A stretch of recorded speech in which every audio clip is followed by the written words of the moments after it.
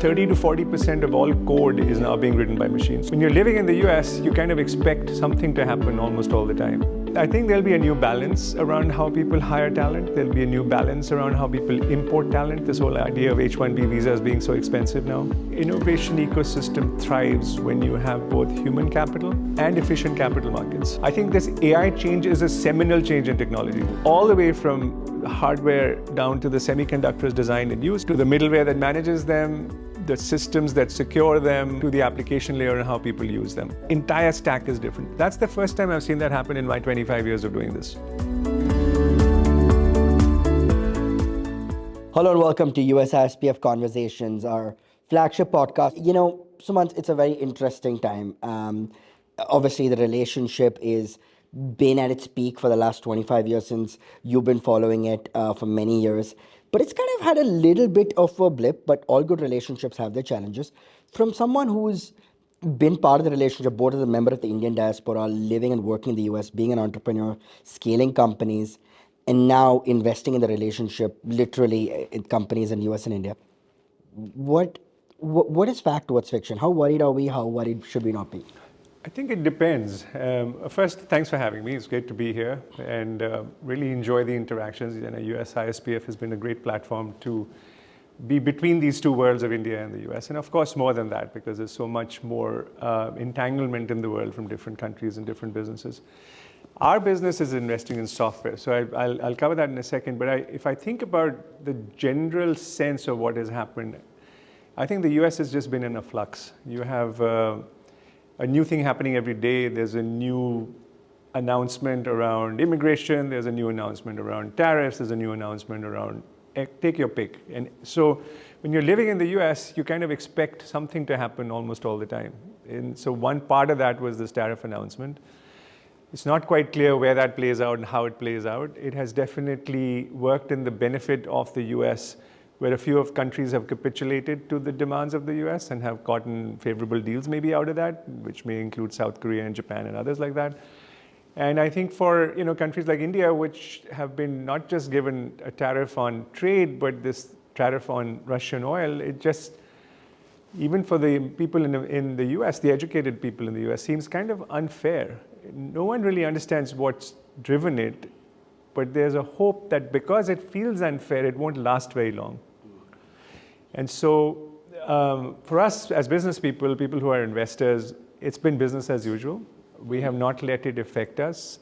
A lot of smaller businesses, people who are importers, buying goods from different parts of the world, especially from India, it's been a big challenge. You know, investors hate volatility and markets hate volatility. You're an investor right now, and obviously we live in a world where data moves faster than people or planes. Given we're talking about mobility of talent being, facing a bit of immigration challenges, which of course affects output. How do you look at that as an investor right now, this kind of volatility? So I'll disagree with your first statement a little bit, because there are some investors who actually love volatility. They make money because the markets are volatile. Our businesses are less about just investing. It's really about growing enterprises, growing businesses, helping entrepreneurs achieve their dreams. And for that, you do need an understanding of what a stable market looks like. You need to understand what the assumptions are. You need to understand what something's valued. You need to understand the way a market would think of value, and that kind of gets disrupted when you have so much chaos. Now, this idea of talent and the flow of talent, I think it's a historic flow. When I think about value creation now, it doesn't matter which part of the world you are in, because data flows so freely.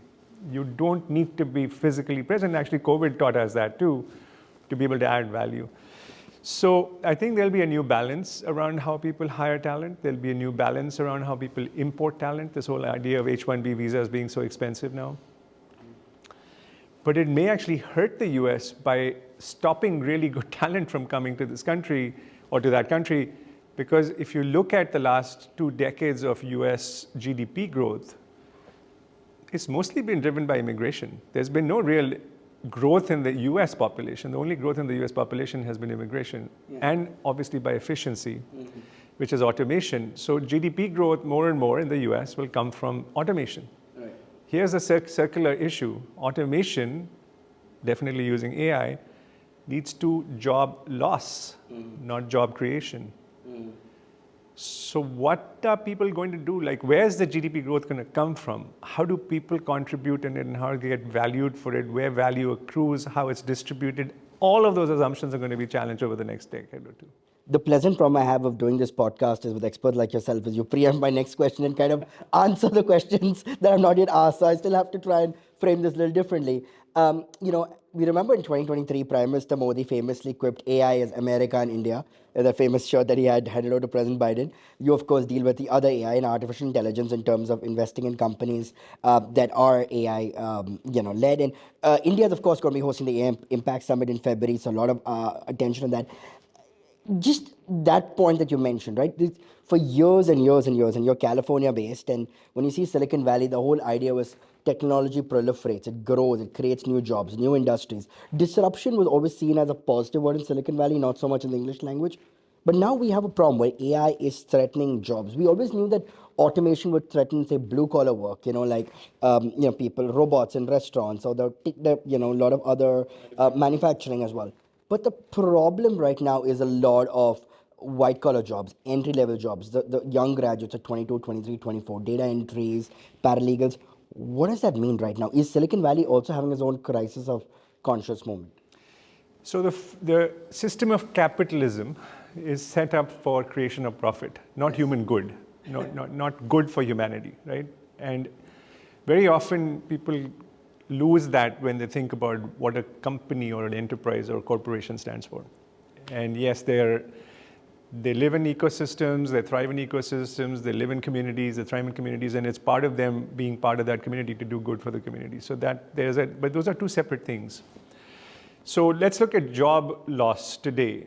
30 to 40% of all code is now being written by machines. So actually, the companies that are creating those are the ones that are getting rid of the jobs first, right? So if you think of the most highly adoptive tools in the enterprise today, those are, they're vibe coders. They're coding machines, coding software that helps non-coders write code. Right. Here's the flip side to the losing job for the coder. The non-coder now has more creative tools in their hand and has the potential to create more value than they ever did before. Yeah. So in some ways, it's democratizing access to technology tools where a bigger part of the population can actually engage with them, which leads to more creativity, which leads to more value creation. So there will be a displacement of jobs. Displacement could last few years, could hurt a community more than other communities, but over time, it creates for new opportunities. New opportunities, and that's a key word, because there was one thing that's very redolent of the Indian-American story particularly, because, I always think about this, that no matter what happens with hard power, whatever other countries like China may do, it can never replicate soft power, because the idea of the American dream was you can come here and build it. It sounds like a President Obama speech, but you epitomize that, right? Like, in some ways, people came for the education, stayed for the employment, and someone like you is not just an immigrant, but you're someone who was an Indian American who's created a thriving American company, hired Americans, created jobs for many other people. Do you worry that the soft power component, what kind of made America the shining city on the hill, to quote Ronald Reagan, a former governor of the state you live in, is perhaps a little dissipating? Like, are we kind of missing the forest for the trees? Well, the question is which point of view you're looking at it from, right? So if you look at the present administration and the base of voters that chose to put them in power, they would disagree with you. They said, we lost that shining city 20 years ago because our life has seen no improvement over the last 2 decades. That's obviously a big part of the population of the country, right? Which is why they chose to go down this path of radical change in policy, radical change in administration, culture, all those things that, the intellectual pundits or the lawyers who are in office and are being replaced by business people who know how to slash and burn and do stuff. And, whether that story holds true or not, that's the story that's been bought, right? Correct. I think US competitiveness in the world is threatened. You have competitive threats, obviously, from China now in the world of technology, but manufacturing has gone out of the US. And yes, you still have the dollar reserve, which makes the country what it is. You still have the freedom, or I'd say the rule of law that allows you to build with a certain set of rules, build your life with a certain set of rules that everyone, quote unquote, follows, or there is consequences. And so there's a lot of positives to America, the freedom, individual freedoms and all of that stuff that's coded into the country's constitution. Various parts of the economy, yes, there's competition in the world, and in America may not be as competitive. The influx of brain power, that is probably the biggest threat to the future of the country. If it stops their research institutes from doing the stuff they're doing, if it stops the grants that the NIH created so that healthcare could be solved, if it's going to make for that next engineer who came from India to get his PhD to make the next AI system not happen in the US but happen in India, it's the US's loss. Yeah. But short-term versus long-term thinking, right? Yeah. Immigration is a big issue. Obviously, it's not the H-1B guys that are creating the immigration issues. It's the illegal immigrants jumping over the border that are creating the illegal immigrant issue, the immigrant issue in the United States. But that rhetoric, and how do you take it and make it a soundbite that your base is excited about? That's what's driving a lot of what's happening in the country. We're touching economics, we're touching political science, and that's a lightning strikes twice. You preempt someone and answer somebody my next question. Sorry about that. No, it's a good problem to have. It just means I have to think on my feet like AI. Yeah, but I was going to think about this, right? Just to combine exactly what you said about soft power, educational institutes. There's the reason why Silicon Valley feeds into Stanford, Stanford feeds into Silicon Valley, the base around there, or the biotech bubble around Harvard and MIT. Combining the fact that you've been a student in the US, you invest in tech companies, you understand technology. As a VC, you understand finance and understand the world of fintech. Combining all these aspects in place as well. If at all, right now, most people think about education as an investment and what is the ROI. When you invest in a company, you look at what is the ROI, what is the scalability. A lot of people pursue education for the sake of knowledge, but it comes at a cost right now.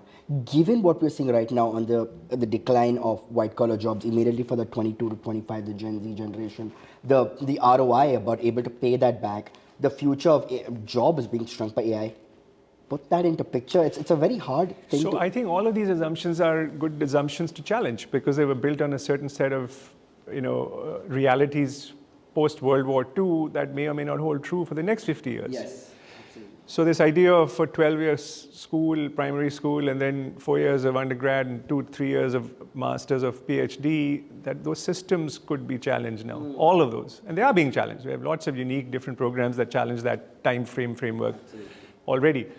See, the US elite institutions, granted they may have had social biases, and granted that people may have a genuine concern around where they're headed, what they did incredibly well was put money towards futuristic research in sciences, in biology, in mathematics, in economics. You got cures for COVID, mRNA, you got cures for cancer, which people still are. So there's a lot of good that was done by these universities or these research institutions, which, by the way, very few and far in between outside the US. There are some, obviously in Europe. I'm sure in China, though I don't know China very well, there are definitely Singapore. There are other countries that are doing their work to get there. But as a country, as a whole, the amount of research that the US did, everybody else combined didn't. Yeah. I really sincerely hope we don't lose that. Yeah.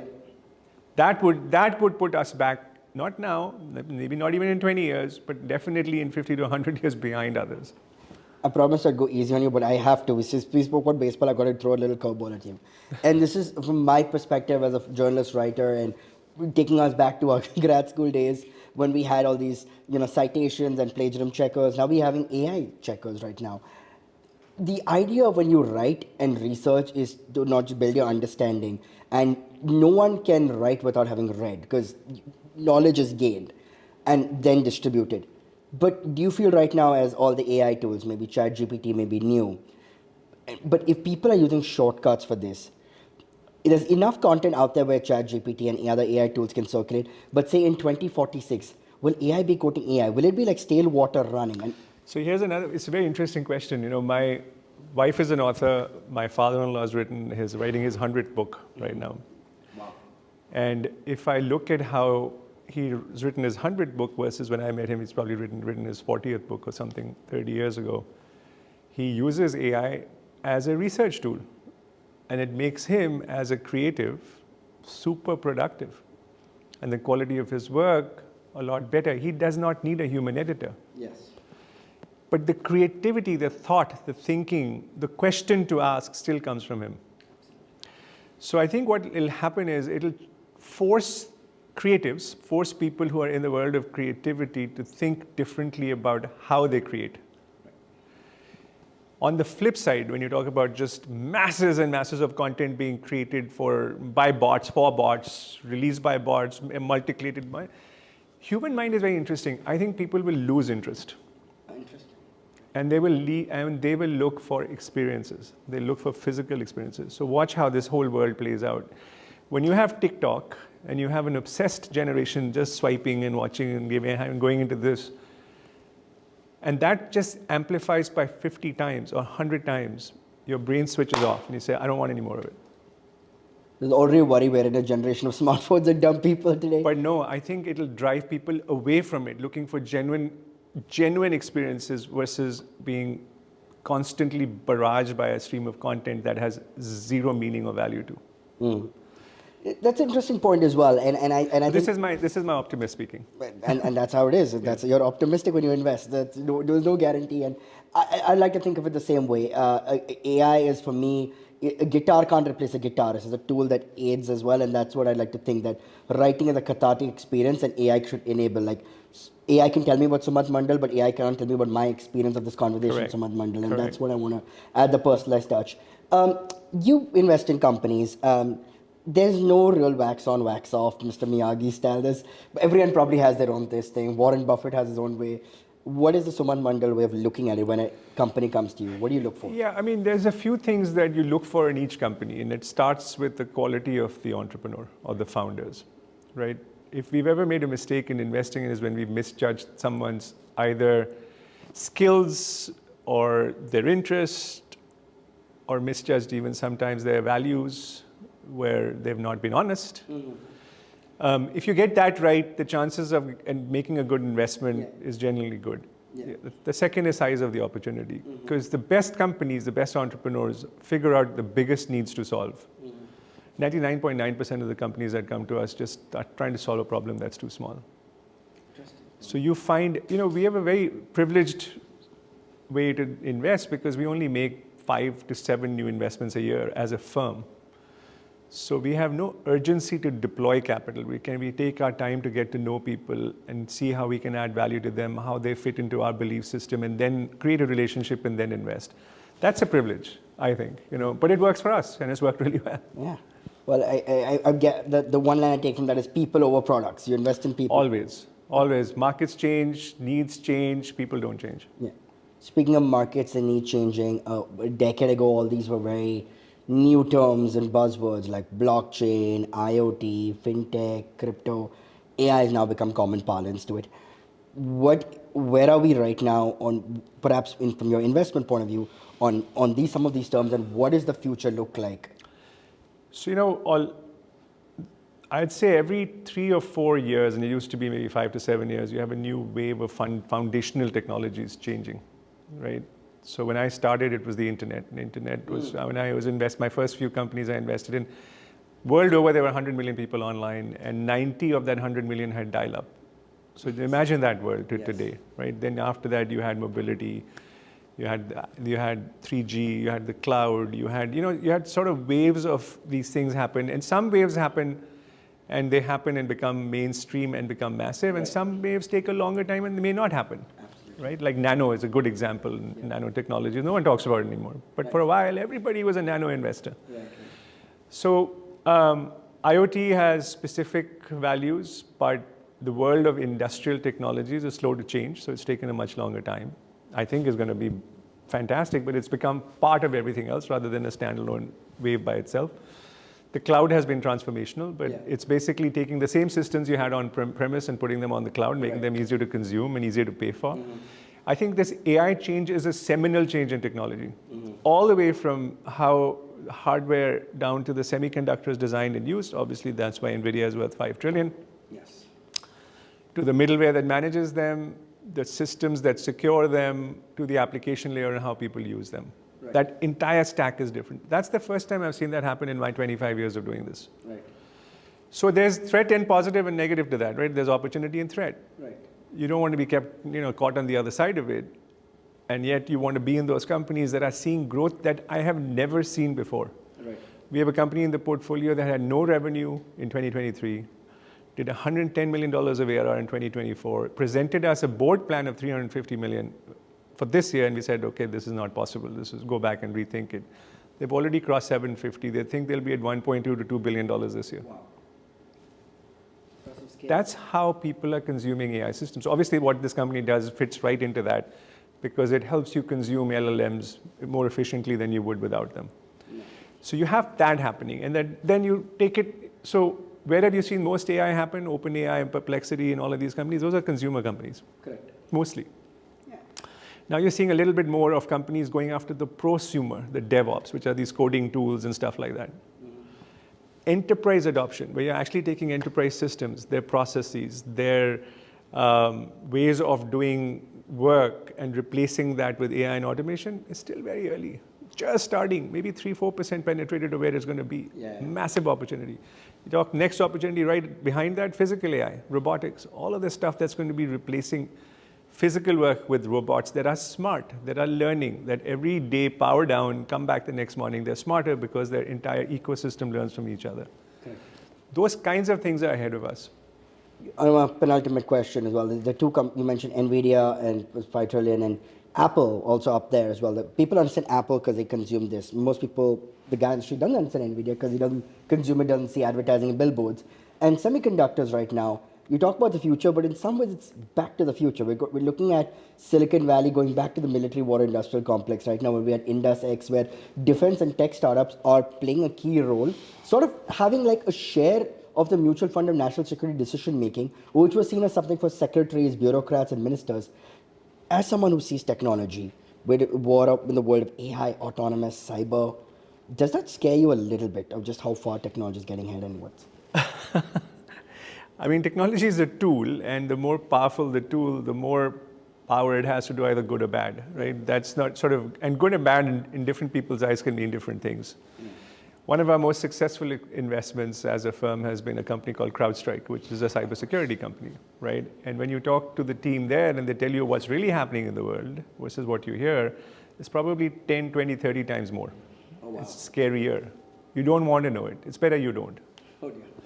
Now, I think all of these concerns on technology, sovereignty, cyber, the new warfare using drones, using AI systems, it leads us to believe that more and more investment will go into this from each country to make sure they're not reliant on just somebody else's technology. Right. Just like in India, you created your own digital framework, the digital ecosystem, not relying on someone else's, like a US, because you don't want to be in a situation someday where you're in conflict, they turn you off. Mm-hmm. Then what happens? Yeah, absolutely. No, and that's a fair point. And just on a final note, we talk about the asymmetry sometimes between the US-India economic size, military size, but of course Silicon Valley has set the tone. What about the Indian startup scene? We talk about Bangalore's India, Silicon Valley. How do you look at startups in India? IITs, of course, are a great institution, but we still are nowhere up there as innovation ecosystem that you had benefit from when you were in the US. And so 2 or 3 things, right? Innovation ecosystem thrives when you have both human capital and efficient capital markets. Yes. And then you have all sorts of hygiene factors around that, which include regulation, which include legal systems, which include all that sort of added sort of stuff around to make sure you do things in the right way. So 20 years ago, I would have said that you had neither. You didn't have an efficient capital market in India. You couldn't access capital as a young startup. You had a few VCs, but really very few. Maybe 25 years ago, you had none. I think it's very different now. I think Indian capital markets, Indian access to capital for good ideas exists. Is it as big as the US? No, but it's robust. It's pretty good. Indian IPO markets, capital markets exist, pretty robust, pretty exciting. Human capital over the last 20 years has been trained by foreign companies. You've had people working in companies that do product really well. Maybe it's the outsource center for Google, or you worked at Meta, or you worked in the Indian office of a US company and you've learned what that means. the Indian young college graduate is as confident as the college graduate in the US about starting something and building something. So, that's the ecosystem, the culture, availability of both human capital as well as just capital, efficient capital, is all there. Yeah. India may have traffic, but the delivery systems are fantastic. Fantastic. So where I think things need to improve is the focus and respect given to R&D. Okay, that's fantastic. So I think if India does that, then there's an ability to get to the next level. Oh. Well, Sumant Mandal, we're at the witching hour, but thank you so much for making the Thank time. you. I'm glad I could do it. Pleasure as always. Thank you. Thanks.